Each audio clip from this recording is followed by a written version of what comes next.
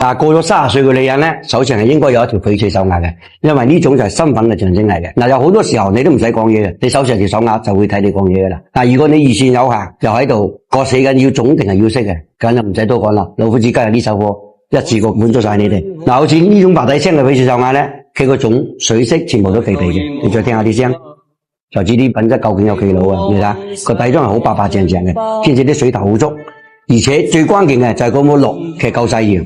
事不宜遲，起條成品同大家一齊分享下。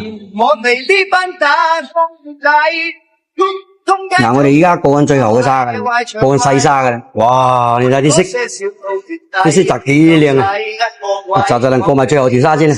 陣間拋完光出嚟嗰種效果，你就知道佢有幾靚嘅啦。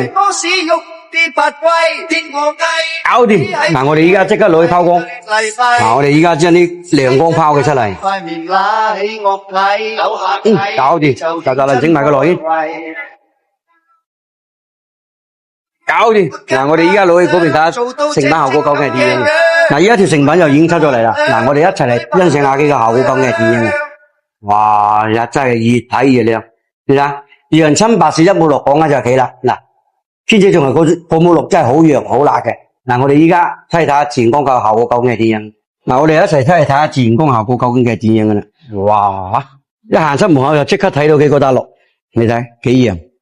上條上下睇起身咧，綠係多過白嘅，個底子雖然係白啫，但係佢綠飄滿長大半邊啊！你哋有冇睇啱呢款白底青嘅翡翠手鐲嘅？如果睇啱中意，就同老虎單翻聲，我要一隻，我嚟同你哋安排。